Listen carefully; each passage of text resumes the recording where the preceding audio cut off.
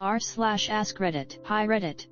I am Chris Hansen, former host of Dateline NBC's To Catch a Predator and Crime Watch. Take a seat, and ask me anything. You are unaware if the men are armed during Catch a Predator, so how did you feel during the early days of filming? What precautions were in place? We try to do background checks to see if they have a permit to carry a handgun.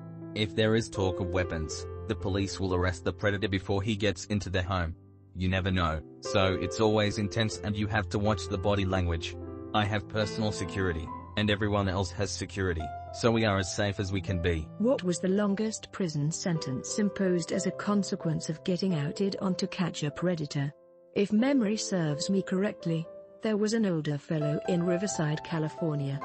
He was a repeat offender and got a 24-year sentence. Was there any To Catch a Predator footage that you weren't allowed to air? If so, what happened and why? No, virtually in every case where a suspect came in, some cases were more compelling than others. Some things were just difficult to put on television because of the content. Everything we captured was aired in one way or another. So Chris, when do we start taking down more of the high elite pedophiles? I like to use the word predator because it is apter. I'm in the midst of doing that right now. There is a billionaire that is currently accused of doing this for over 30 years. It was one of the most compelling stories I've ever worked on, and will reveal more soon. Did you like the South Park episode about you? South Park doesn't tell you beforehand they are doing the episode, and I got a text from my agent that South Park is doing you tonight and it's funny. Finally got credibility with my kids. Has there ever been a predator that got away and you know for sure that they're guilty? How do you deal with something like that? Almost everybody who showed up didn't get away. Sometimes there were early investigations that went nowhere because the police weren't in a parallel investigation.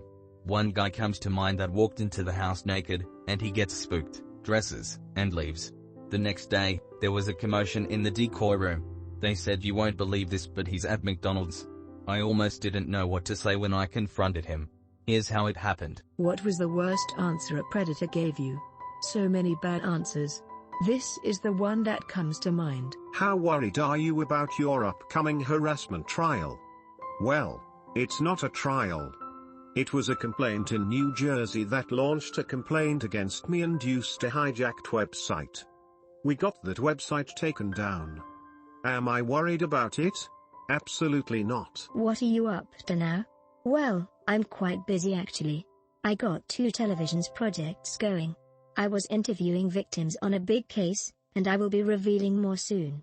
Doing a few other projects too. It's a good time. Which predator smelled the worst? I try not to get too close. I can tell you during the Riverside investigation, the guy walked into the kitchen and said, "I stink, I need a shower." I was standing there with a paper towel, and it blew his mind. That's the one that sticks out. Did you ever feel sorry for any of the people that showed up to meet?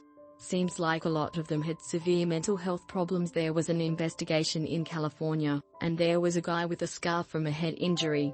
I felt bad for him, and what happened to him, and it may have blurred his judgment.